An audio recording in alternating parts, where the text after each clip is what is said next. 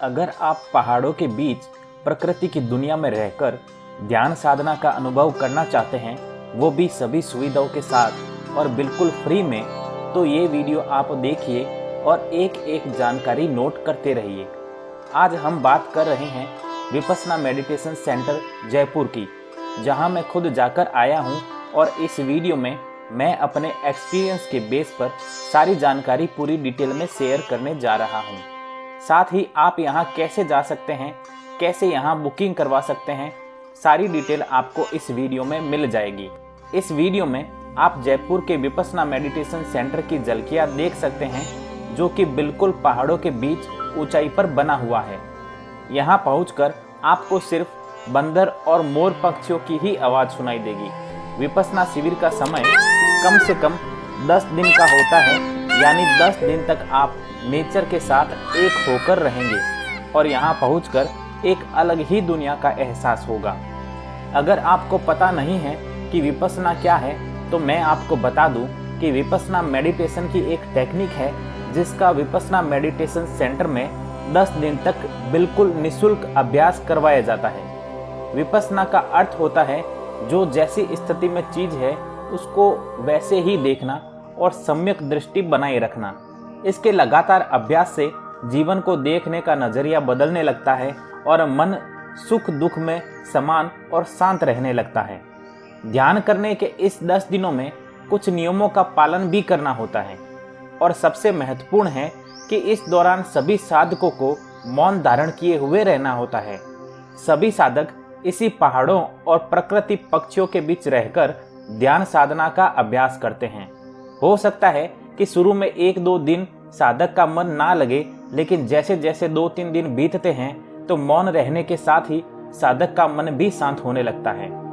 विपस्सना में कोई भी व्यक्ति, चाहे वह किसी भी धर्म या संप्रदाय से जुड़ा हो, कोई भी यहाँ जा सकता है। यह किसी संप्रदाय या धर्म से जुड़ा हुआ नहीं है। आप स्टूडेंट हो या जॉब करने वाले, चाहे बिजनेसमैन हो, एक बार इसका अनुभव अपने जीवन में जरूर करें। विपस्सना के हर शिविर में हर उम्र के लोग आते हैं। मेरे अपने अनुभव के दौरान भी कुछ ऐसा ही था, जिनमें युवाओं की संख्या सबसे ज्यादा थी। अब बात करते हैं कि अगर आप विपस्सना मेडिटेशन के लिए जाना चाहते हैं तो क्या प्रोसेस है, कैसे जा सकते हैं और वहां पहुंचने के बाद क्या नियम रहता है, वहां कैसे रहना खाना और शेड्यूल क्या होता है। सबसे पहले बेसिक बातें जान ले और वीडियो का स्क्रीनशॉट भी लेते चलें, जिसमें आपको और जानकारी भी मिलती रहेगी और आपको तैयारी करने में आसानी होगी। यहाँ महिलाओं और पुरुषों के लिए अलग अलग व्यवस्थाएं बनाई हुई है और महिलाओं और पुरुषों को एक दूसरे के ब्लॉक में जाने की अनुमति नहीं होती है।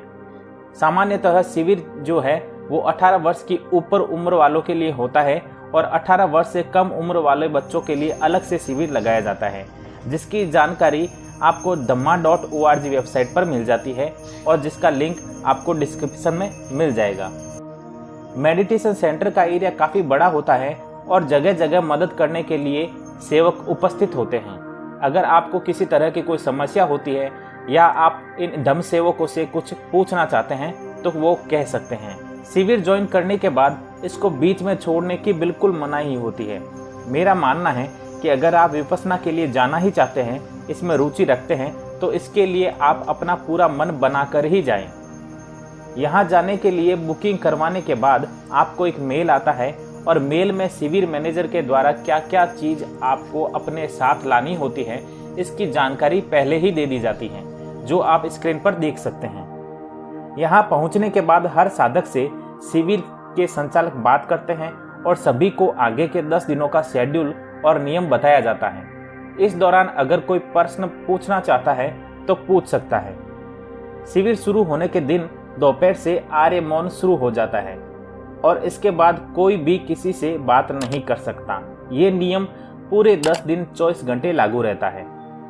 विपस्सना सेंटर पहुंचने के बाद आपका मोबाइल या ऐसी कोई चीज़ जो वहां अलाउ नहीं है वो जमा करवानी होती है, जो आपको 10 दिन के बाद मिल जाती है। दोस्तों, जो आप वीडियो देख रहे हैं वो 10वें दिन का वीडियो है। जब मोबाइल सभी को दे दिए गए थे तो मैंने भी इससे रिकॉर्ड किया। सभी अपने घर पर बात कर रहे थे और कोई वहाँ रिकॉर्डिंग कर रहा था। धम्मा हॉल यानी जिसमें ग्रुप मेडिटेशन करवाया जाता है, उसमें मोबाइल लेकर जाना अलाउ नहीं होता है। हालांकि इसके वेबसाइट और गूगल पर आपको फोटो मिल जाएंगे। अगर आप विपस्सना के लिए पहली बार जा रहे हैं तो कम से कम 10 दिन का शिविर ज्वाइन करना जरूरी होता है। शिविर शुरू होने से पहले सभी को 2 बातें जरूर पूछी जाती है। एक, टॉयलेट के बारे में कि आप रूम में वेस्टर्न टॉयलेट चाहते हैं या फिर इंडियन। दूसरा कि आप लॉन्ड्री सर्विस लेना चाहते हैं या नहीं। अगर सर्विस लेना चाहते हैं तो एक कपड़े धोने के 5 या 10 रुपये होते हैं। इस सर्विस के लिए आपको पहले से 250 रुपये एडवांस में जमा करवाने होते हैं और शिविर समाप्ति के बाद या रुपए बचते हैं या आपको देने होते हैं, उसका हिसाब कर लिया जाता है। मेरा मानना है कि आपको एक बार रसीद कटवा लेनी चाहिए और लॉन्ड्री सर्विस ले ले, फिर आपकी मर्जी है आप बाद में कपड़े धुलवाएं या नहीं। रूम आपको रैंडमली मिलता है, हो सकता है सिंगल हो या हो सकता है 2 जनों की शेयरिंग में हो। आप वहां कह नहीं सकते कि मुझे अलग से रूम चाहिए या जॉइंट में चाहिए। दोस्तों, मुझे शेयरिंग में रूम मिला था और मुझे कोई दिक्कत नहीं हुई। रूम के अंदर अलग अलग बेड लगे होते हैं, बिस्तर, रजाई, तकिया वहां उपलब्ध करवा दिए जाते हैं। हर रूम में फैन लगे होते हैं और लेट बाथ आपको अटैच मिल जाता है।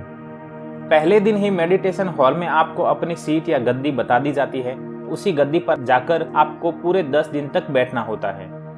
हर साधक के बीच 2 से 3 फुट तक का गैप होता है ताकि किसी का किसी से स्पर्श ना हो। ग्रुप हॉल में स्पीकर के जरिए ही सभी को हिंदी और इंग्लिश में एस.एन. गोयनका जी के द्वारा आवाज में इंस्ट्रक्शन मिलते हैं। एस.एन. गोयनका जी ने भारत में विपस्सना को री इंट्रोड्यूस करवाया था। एस.एन. गोयनका जी की मृत्यु 2013 में हो गई थी, लेकिन इनके ऑडियो और वीडियो आज भी पूरे विश्व में लोगों को एक नई राह दिखाते हैं। 2 टीचर आपके सामने भी बैठे होते हैं, वे भी समय समय पर सभी का मार्गदर्शन करते रहते हैं। तो दोस्तों, जानने से पहले तैयारी के लिए क्या करें? आप कपड़ों में अंडरगारमेंट्स के अलावा सिर्फ लोअर और टी शर्ट ही लेकर जाएं तो बेटर होगा, जिसमें आप कंफर्टेबल भी होंगे। वही पहने आपको दिन भर बैठना होता है। महिला हो या पुरुष, कोई भी शॉर्ट कपड़े बिल्कुल ना लेकर जाएं, क्योंकि ये जानकारी आपको मेल में पहले ही बता दी जाती है। इन 10 दिनों में आपको सिर्फ 2 या 3 जोड़ी काफी होती है, वही आप धोकर दोबारा यूज ले सकते हैं, क्योंकि ना तो आपको वहां कोई देखने वाला है और ना ही आपको किसी को नोट करना है। आपको अपने खुद के साथ ही ये 10 दिन बिताने होते हैं। हाँ, साथ में ऑल आउट बैटरी और छाता जरूर लेकर जाएं, क्योंकि पहाड़ों के बीच बारिश कब शुरू हो जाए इसका पता ही नहीं चलता। तो दोस्तों, विश्व के 95 देशों में विपस्सना के शिविर लगाए जाते हैं। भारत में भी कई जगह इसके मेडिटेशन सेंटर है। और बात करें हम राजस्थान की, तो राजस्थान में भी 6 जगह इसके शिविर बताए जाते हैं। सभी के नियम एक जैसे होते हैं और बुकिंग प्रोसेस भी एक जैसा होता है, लेकिन किसी किसी सेंटर पर लॉन्ड्री सुविधा उपलब्ध होती है तो कहीं लॉन्ड्री की सुविधा उपलब्ध नहीं भी होती है। इसकी जानकारी बुकिंग करवाने के बाद आपको मेल में मिल जाती है। अगर आप जयपुर की बात करते हैं तो जयपुर में लॉन्ड्री सर्विस मिल जाती है। जयपुर के अलावा और भी कहीं सेंटर अपने आसपास देखना चाहते हैं तो आप वेबसाइट पर जाकर देख सकते हैं। कैसे बुक करवाना है हम वीडियो के लास्ट में देखेंगे, लेकिन अब हम यहाँ 10 दिन के शेड्यूल की बात करते हैं। विपस्सना सेंटर में सुबह 4 बजे से बेल बजने के साथ शुरुआत होती है। धम्म सेवक हर कमरे की घंटी बजाकर आपको उठाते हैं। और सेवक के बारे में बता दूं कि सेवक वही बन सकता है जिन्होंने कम से कम 10 दिन का शिविर पहले ज्वाइन कर रखा हो। 4:30 बजे तक आपको मेडिटेशन हॉल यानी धम्मा हॉल में पहुंचना होता है और 4:30 से 6:30 तक मेडिटेशन करवाया जाता है। उसके बाद 6:30 से 8 बजे तक ब्रेकफास्ट का टाइम होता है। नाश्ते में आपको दूध, चाय, ब्रेड, दलिया और खिचड़ी मिलते हैं। शुगर पेशेंट के लिए शुगर फ्री चाय और ब्लैक टी भी होते हैं। इस दौरान सभी शांत रहकर नाश्ता करते हैं और अपनी अपनी थाली खुद ही धोकर एक जगह पर रख देते हैं। विपस्सना सेंटर पहुंचने के बाद आपको अगर एहसास होता है कि कोई जरूरत की चीज लानी रह गई है तो लंच रूम में पर्ची और पेन रखे होते हैं। आप अपनी आवश्यकता की चीज जो चाहिए उस पर्ची में लिखकर अपना रूम नंबर लिखकर रख सकते हैं। वह चीज शाम के समय उसी जगह पर या आपके रूम में उपलब्ध करवा दी जाती है। इसका पेमेंट जब आप 10 दिन का शिविर पूरा कर लेते हैं तब आपसे ले लिया जाता है। यह सुविधा विपस्सना सेंटर पहुंचने के 3 दिन तक रहती है। नाश्ता करने के बाद बचे टाइम में आप या तो रेस्ट कर सकते हैं या फिर नहा धोकर तैयार हो सकते हैं। फिर 8 बजे से 9 बजे तक ग्रुप में मेडिटेशन करवाया जाता है। फिर 9 से 11 बजे तक हॉल या सेल में टीचर द्वारा बताए गए स्थान पर मेडिटेशन करना होता है। 11 बजे से 11:45 तक लंच का टाइम होता है। लंच में रोटी, सब्जी, चावल, दाल तो होते ही हैं, इसके अलावा छाछ और सलाद भी होते हैं। सब्जी 2-3 तरीके की होती है, मेन्यू में थोड़ा बदलाव होता रहता है। कम मसाले का खाना बनाया जाता है, लेकिन खाने की क्वालिटी बहुत अच्छी होती है और स्वादिष्ट खाना होता है। अगर आप फास्ट फूड जैसी चीज़ों के आदी हैं तो आपको एडजस्ट जरूर करना होगा। लंच करने के बाद 12 बजे से 1 बजे के बीच अगर आप अपने टीचर से कुछ पूछना चाहते हैं तो पूछ सकते हैं, या फिर अपने रूम में जाकर रेस्ट कर सकते हैं। फिर 1 बजे से 2:30 बजे तक मेडिटेशन या तो हॉल में या फिर शून्यागार में करना होता है। कहाँ करना है यह इंस्ट्रक्शन वहाँ दे दिया जाता है। 2:30 बजे से 3:30 बजे तक आपको दम्मा हॉल में ग्रुप मेडिटेशन करना होता है। 3:30 बजे से 5 बजे तक फिर से आपको बता दिया जाता है कि आपको मेडिटेशन हॉल में करना है कि सेल में। लगातार 1 बजे से 5 बजे तक आपको मेडिटेशन करना होता है। यह टाइम लगातार लंबा होने से थका भरा जरूर हो सकता है, लेकिन इसके बीच आप अगर 5 मिनट रेस्ट लेना चाहते हैं तो बाहर पानी पीने या टॉयलेट करने जा सकते हैं, कोई मनाही नहीं होती है। 5 से 5:30 का टाइम आपको चाय नाश्ते के लिए दिया जाता है। इसके बाद रात को खाने का कोई शेड्यूल नहीं होता है। हालांकि इस दौरान नाश्ता हैवी दिया जाता है तो आपको भूख लगने की संभावना बिल्कुल भी नहीं रहती। और दिन भर का शेड्यूल इतना टाइट होता है कि 9 बजे जब लाइट्स ऑफ हो जाती है तो आपको बेड पर सोते ही नींद आ जाती है। 5:30 से 6 बजे तक या तो आप अपने रूम में रेस्ट कर सकते हैं या फिर पहाड़ी एरिया में आप वॉकिंग भी कर सकते हैं, जो खासकर विपस्सना स्टूडेंट के लिए ही बनाया गया है। किसी भी खाली समय में योगा या एक्सरसाइज करने की बिल्कुल मनाही होती है, क्योंकि इससे किसी साधक का ध्यान भटक सकता है और ऐसी किसी हरकत का वहां अलाउ नहीं है। शाम 6 बजे से 7 बजे तक एक बार फिर दम्मा हॉल में ग्रुप मेडिटेशन होता है। उसके बाद 7 बजे से 8 बजे तक SN गोयनका जी का वीडियो प्रवचन हॉल में चलाया जाता है। यह आपको जरूर सुनना चाहिए, क्योंकि मेडिटेशन के दौरान अगर आपके मन में कई प्रश्न आते हैं तो उनके जवाब इस डिस्कोर्स के दौरान आपको मिल जाते हैं। 8:30 बजे से 9 बजे तक एक बार फिर से ग्रुप मेडिटेशन करवाया जाता है और 9 बजे से 9:30 बजे तक अगर आप टीचर से कोई प्रश्न पूछना चाहते हैं तो पूछ सकते हैं, या फिर अपने रूम में जाकर सो भी सकते हैं। 9 बजे विपस्सना सेंटर की सभी लाइट्स बंद कर दी जाती हैं और यह रूटीन पूरे 10 दिन तक चलता है। अगर आप पहली बार वहां जा रहे हैं तो सेल में यानी शून्यागार में मेडिटेशन करने की परमिशन 6वें दिन से दी जाती है। साधकों को पहले 3 दिन आनापान करवाया जाता है, जिसमें श्वास पर ध्यान रखना होता है, और चौथे दिन से आपको विपस्सना की विधि बताई जाती है। तो दोस्तों, अब जानते हैं कि आपको बुकिंग के लिए क्या करना है। आपको गूगल पर जाना है और dhamma.org सर्च करना है, जिसका लिंक मैंने डिस्क्रिप्शन में दिया है। इस लिंक पर जाकर आप लोकेशन पर जाइए और लोकेशन के अंदर इंडिया को सेलेक्ट कीजिए और फिर अपने स्टेट और फिर आप जहां जाना चाहते हैं उस जिले को सेलेक्ट कर लीजिए। बुकिंग करवाने के दौरान सबसे ज़रूरी बात ध्यान रखें कि आपको आधार नंबर जरूरी होगा, और अगर आप नए स्टूडेंट हैं तो कम से कम 10 दिन वाला शिविर ज्वाइन करना जरूरी होता है।